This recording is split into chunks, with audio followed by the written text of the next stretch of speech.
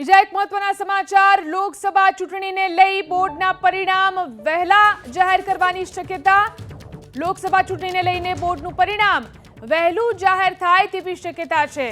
લોકસભા ચૂંટણીને લઈને બોર્ડનું પરિણામ વહેલું જાહેર થાય તેવી શક્યતા છે। લોકસભા ચૂંટણી આવી રહી છે ત્યારે ધોરણ 10 અને ધોરણ 12ની બોર્ડની પરીક્ષાનું પરિણામ વહેલું જાહેર થઈ શકે। 5મી એપ્રિલ સુધીમાં મૂલ્યાંકનની કામગીરી પૂર્ણ કરી દેવામાં આવશે। હાલ ઓછા કેન્દ્ર સાથે મૂલ્યાંકનનું કાર્ય શરૂ કરવામાં આવશે।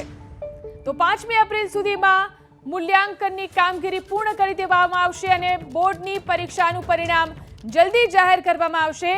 ધોરણ 10 અને 12ની બોર્ડની પરીક્ષાનું પરિણામ લોકસભા ચૂંટણીને કારણે વહેલું જાહેર થાય તેવી શક્યતા છે। તો ધોરણ 10-12 માટે આજથી જ મૂલ્યાંકનની કામગીરી શરૂ થઈ જશે।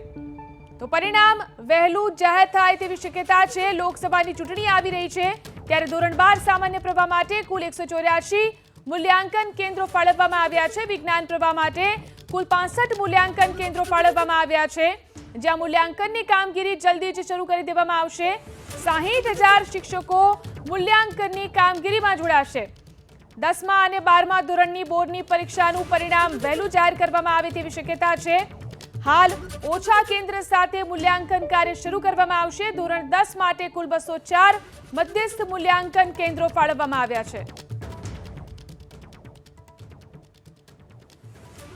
તો ધોરણ 12 સામાન્ય પ્રવાહ માટે કુલ 184 મૂલ્યાંકન કેન્દ્રો ફાળવવામાં આવ્યા છે। ધોરણ 12 વિજ્ઞાન પ્રવાહ માટે કુલ 65 મૂલ્યાંકન કેન્દ્રો ઉપર મૂલ્યાંકનની કામગીરી શરૂ કરી દેવામાં આવશે। જલ્દી જ પરિણામ જાહેર થાય તેવી શક્યતા છે। લોકસભા ચૂંટણીને જોતા ધોરણ 10 અને 12ની બોર્ડની પરીક્ષાનું પરિણામ જલ્દી જાહેર કરવામાં આવશે। મૂલ્યાંકન કેન્દ્રો ઉપર આજથી જ મૂલ્યાંકનની કામગીરી શરૂ કરી દેવામાં આવશે। 60,000 જેટલા શિક્ષકો મૂલ્યાંકનની કામગીરીની અંદર જોડાશે।